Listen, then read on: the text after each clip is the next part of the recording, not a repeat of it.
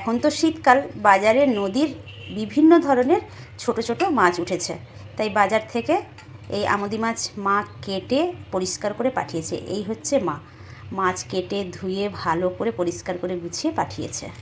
আমি এখন মাছের মধ্যে দিয়ে দেবো নুন, হলুদ দিয়ে ভালো করে মাছটাকে মাখিয়ে নেব। গ্যাস জ্বালিয়ে দিলাম, গ্যাসের মধ্যে একটা প্যান বসিয়ে দিলাম। প্যান গরম হয়ে গেছে, দিয়ে দিলাম সর্ষের তেল। এবার নুন হলুদ মাখানো মাছগুলোকে সঙ্গে সব মাছ দিলে মাছগুলো ভেঙে যাবে, তাই অল্প অল্প করে দিয়ে ভেজে নেব। পিঠের পিঠ হয়ে গেছে, আস্তে আস্তে করে মাছটাকে উল্টিয়ে দেবো।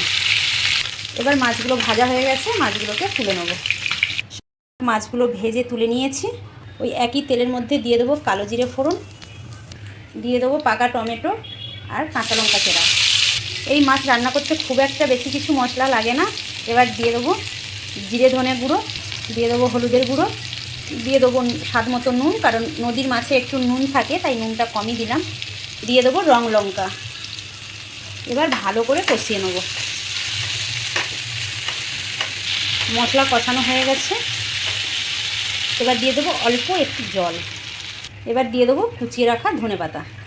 ঝোলটা ফুটে গেছে, এবার ভেজে রাখা মাছগুলোকে তুলে দেবো। হয়ে গেছে, এবার নামিয়ে দেবো। দেখুন তৈরি হয়ে গেছে আমোদি মাছের ঝাল। কেমন হয়েছে আপনারা অবশ্যই কমেন্ট করে জানাবেন, আর আপনারা এরকমভাবে বাড়িতে একবার বানিয়ে খাবেন।